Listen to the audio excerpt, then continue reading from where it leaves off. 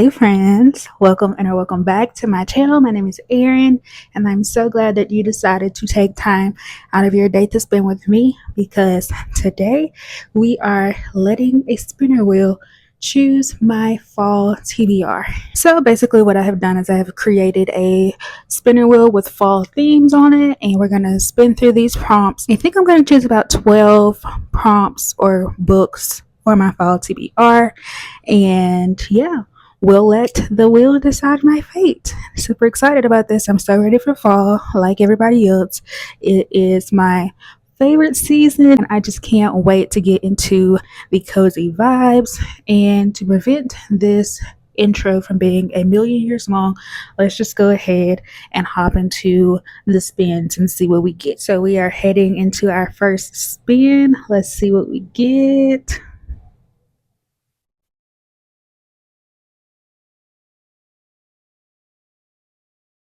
Cozy fantasy. Okay, we can work with that. We can work with that. First prompt, we got a cozy fantasy, and that is one of my favorite genres, I think.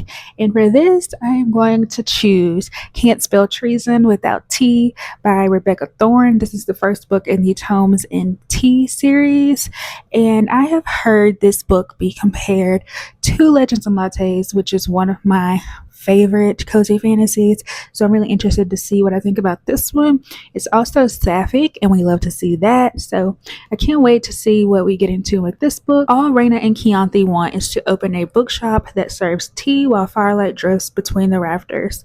But Raina works as one of the Queen's private guards, and Chianti is the most powerful mage in existence. Leaving their lives isn't so easy. But after an assassin takes Raina hostage, she decides she's thoroughly done with risking her life for a self-centered queen. Meanwhile, Chianti has been waiting for her chance to flee responsibility, all the better that her girlfriend is on board.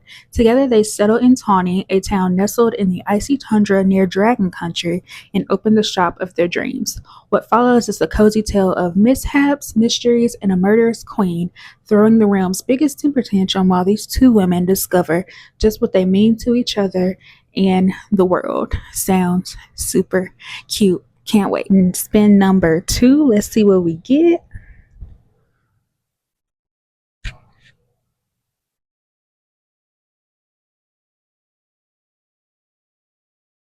Leaves on the cover. Okay. Leaves on the cover should be easy enough for a fall book. Should be. Spin number 2, we got leaves on the cover for the prompt. And for this one, I am going to choose What a Match by Mimi Grace. And this is a contemporary romance about Gwen Gilmore, who is newly single and doesn't have time for lackluster chemistry or mixed signals. But the dating scene proves to be slow and unserious, and she realizes she may need some help. Professional help, a matchmaker to be specific. Nothing will distract her from finding a man who checks all the boxes, except maybe her brother's grumpy best friend who just moved into her home. And I don't need to know anymore. I think this is going to be super cute. I love this cover. This cover gives me Brown Sugar vibes, the movie. If you know, you know.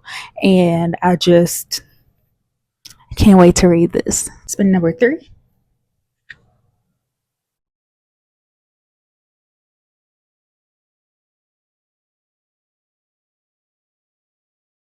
Literary fiction. Okay, we can do a lit fic. I love a good lit fic, so I'm cool with that. Prompt number 3, we got literary fiction, and for that, I will be choosing Piglet by Lottie Hazell. And this is an elegant, razor sharp debut about women's ambitions and appetites, and the truth about having it all. Outside of a childhood nickname she can't shake, Piglet's rather pleased with how her life's turned out. An up and coming cookbook editor at a London publishing house, she's got lovely, loyal friends and a handsome fiance, Kit, whose rarefied family she actually most of the time liked, despite their upper class eccentricities. One of the many things Kit loves about Piglet is the delicious, unfathomable, elaborate meals she's always cooking. But when Kit confesses a horrible betrayal 2 weeks before they're set to be married, Piglet finds herself suddenly hungry. The couple decides to move forward with the wedding as planned, but as it nears and Piglet balances family expectations, pressure at work, and her quest to make the perfect cake, she finds herself increasingly unsettled, behaving in ways she can't explain.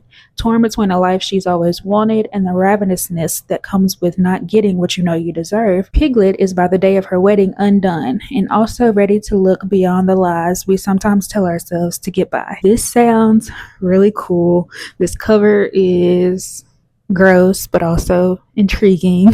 I'm excited to see what I think of it. Spin number 4.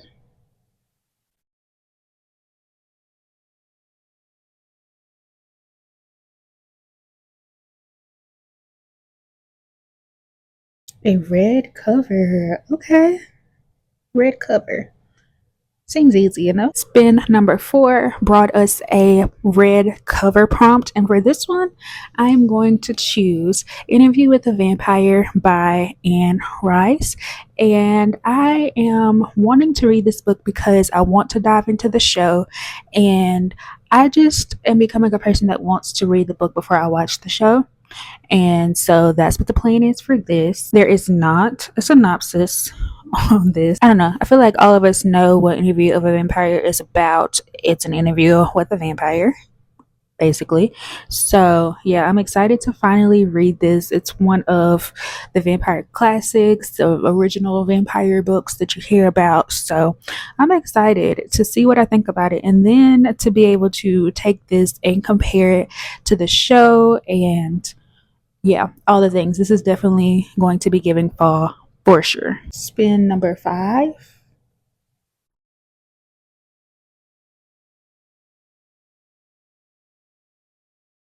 Okay, okay. A new release. Love to see that because I'm trying to keep up with them. So yeah, spin number 5 brought us a new release, and I am super excited to be able to put this book on my fall TBR. It just arrived on my doorstep, and I'm ready to jump into it. And that is Mistress of Lies by K.M. Enright. And this, let me see, because I don't want to get it wrong. The tagline says a villainous heroine finds herself plunged into a seductive world of power, politics, and murder in the court of the Vampire King in this bloodthirsty debut from an unmissable new voice and fantasy romance. And I'm excited to dive into this. Even though it's vampires, I just have a feeling that this one's going to be given something a little different. And I am thinking that this also features a trans main character, and I need that representation in my life. So excited to pick this one up and see what this is about. And I keep saying I'm excited to pick all these books up, but that's why they're on this TBR. But I just gotta say it anyway. You just gotta let it happen. I think this is spin number 6.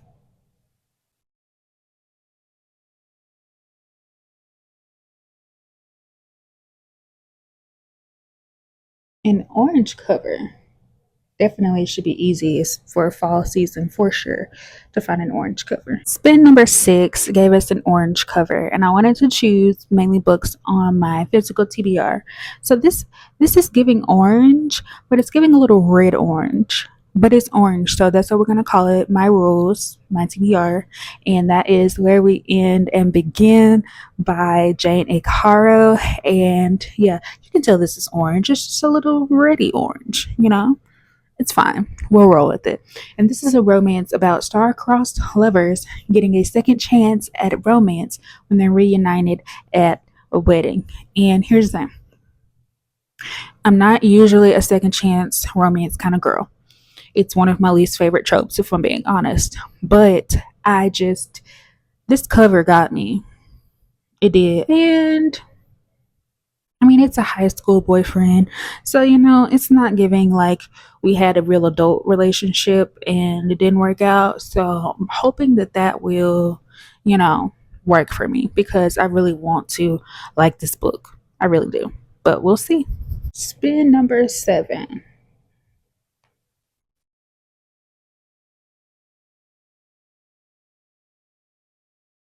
Ooh, I'm excited about this one. Food on the cover or in the title. This is going to be fun. That'd be fun. Spin number 7 landed us with food on the cover or in the title. And for that, I'm going to choose The Cinnamon Bun Bookstore by Laurie Gilmore. And this is the second book in the Dream Harbor series. I think it started with the Pumpkin Spice Cafe that came out last year. And that was just a cute, fun, small town romance that really gave all the fall vibes. And, sometimes you just want a little cozy something cute, especially to be a palate cleanser between the heavy fantasies and the horrors and thrillers and whatever I decide to pick up. I'm gonna need a little break, and this is going to be that for me. So it says, when a secret message turns up hidden in the book in the Cinnamon Bun Bookstore, Hazell can't understand it. As more secret codes appear between the pages, she decides to follow the trail of clues. She just needs someone to help her out.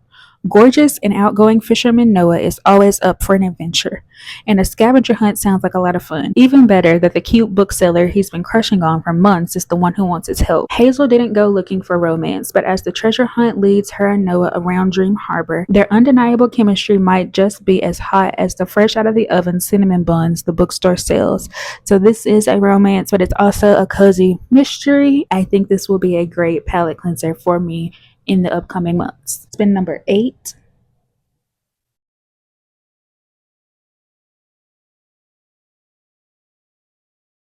Ooh, features murder. Not the type of, but anyway, murder. We can do that. So, spin number 8 is a book that features murder. And for this, I'm going to go real obvious. And I'm going to choose Murder Your Employer. And this is volume 1 of the McMaster's Guide to Homicide, and it's by Rupert Holmes.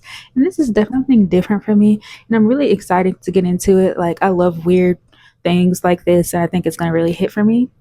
And this says, who hasn't wondered what the world would be like if a person who is the object of your affliction ceased to exist? At the McMaster's Conservatory, future deletists, never murderers, learn the consummate execution of the homicidal arts. To this sumptuous campus come 3 memorable classmates, self-effacing Cliff Iverson, troubled Gemma Lindley, and Hollywood diva Doria May, all of whom have suffered menacing employers who richly deserve a deadly denouement. Under the tutelage of Dean Harbinger Harrow and the fascinating faculty of McMaster's Halls of Poison Ivy, they hone their craft, each hoping to finesse a perfectly masterful murder. And so, yeah, I don't really know what genre this is in. But like I said, this sounds like me, and I can't wait to get into it. Hopefully, it's a little funny, and yeah, I'm ready to read this for sure. Spin number 9.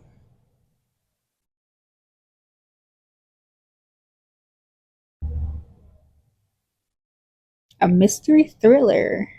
That's going to be interesting, but I think I have one in mind already. Yeah. Spin number 9 gave us a mystery thriller, and for that, I am choosing How to Solve Your Own Murder by Kristen Perrin. And this has been making its rounds, and it also sounds like something that I could really enjoy. I'm usually not a mystery thriller reader, but there are some ones that really interest me, and I feel like I could enjoy.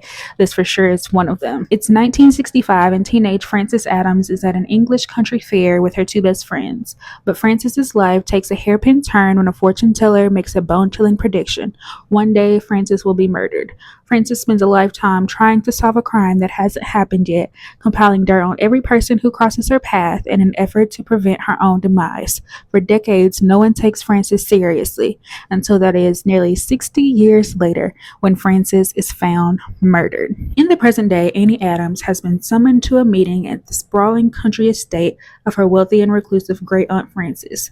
But by the time Annie arrives in the quaint English village of Castle Knoll, Frances is already dead. Annie is determined to catch the killer, but thanks to Frances's lifelong habit of digging up secrets, it seems every enduring and eccentric villager might just have a motive for her murder.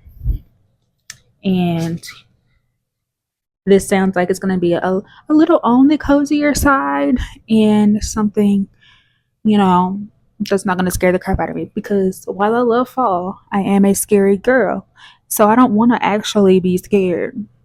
So I have to tiptoe my way around these genres and find things that are going to be a little spooky but not going to creep me out. Yeah. 10? Spin number 10? I am losing track, y'all. Forgive me.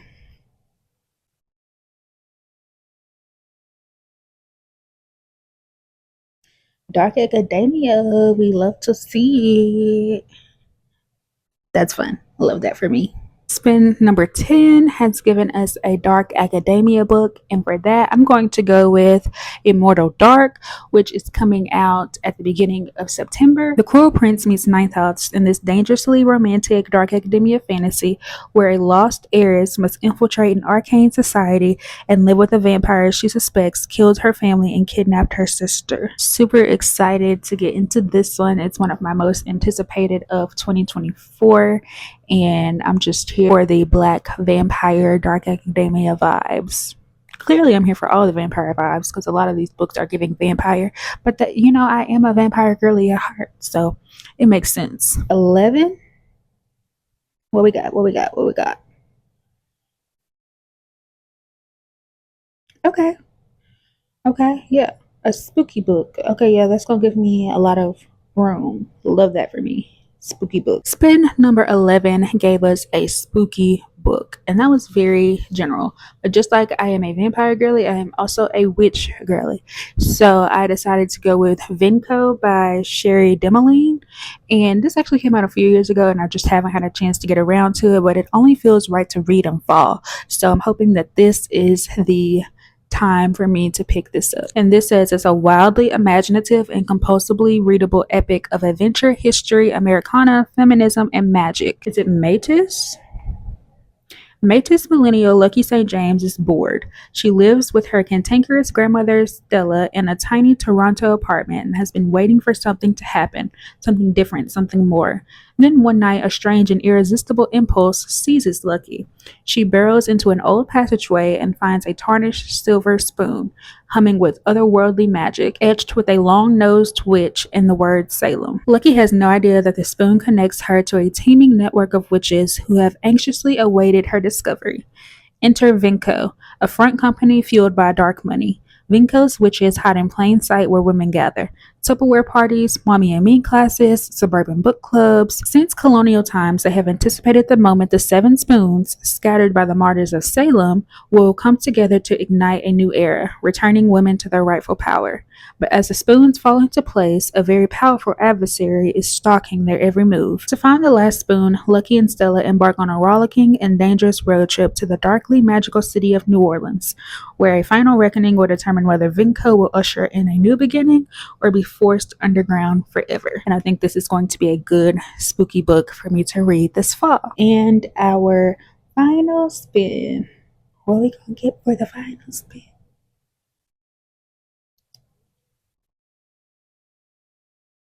Ooh, love this for me. We love a black cover. One of my favorite colors. So we can do a black cover. And finally, spin number 12 gave us a black book, which was the perfect excuse to put this book on my TBR because I have been looking at it and wanting to read it since 2022. And I haven't gotten around to it because it just feels wrong to read it outside of fall. And that is Sign Here by Claudia Lux. This is a darkly humorous, surprisingly poignant, and utterly gripping novel about a guy who works in hell, literally, and is on the cusp of a big promotion if only he can get one more member of the wealthy Harrison family to sell their soul. Peyote Trip has a pretty good gig in the deals department on the 5th floor of hell. Sure, none of the pens work, the coffee machine has been out of order for a century, and the only drink on offer is Jägermeister. Yikes. But Pay has a plan, and all he needs is one last member of the Harrison family to sell their soul. When the Harrisons retreat to the family lake house for the summer with their daughter Mickey's precocious new friend Ruth in tow, the opportunity Pay has waited a millennium for might finally be in his grasp. And with the help of his charismatic coworker Calamity, he sets a plan in motion. But things aren't always as they seem, on Earth or in hell, and as old secrets and new dangers scrape away at the Harrisons' shiny surface, revealing the darkness beneath, everyone must face the consequences of their choices. So I am excited to finally get around to sign here. And with that being said, that is my fall TBR. I'm super, super excited to get into fall and to get into these reads. It's my favorite season. I'm ready for the cardigans, the sweaters, the boots, the crisp, the fall leaves, all the things. I just am really excited for this fall season and hopefully finding some new 5 stars as always. And if you have read any of these books, please let me know what you thought about them in the comments, or you can just tell me one book that is on your fall TBR and we can chat about it. So thanks again for watching this video, and I will catch you in the next one. Bye.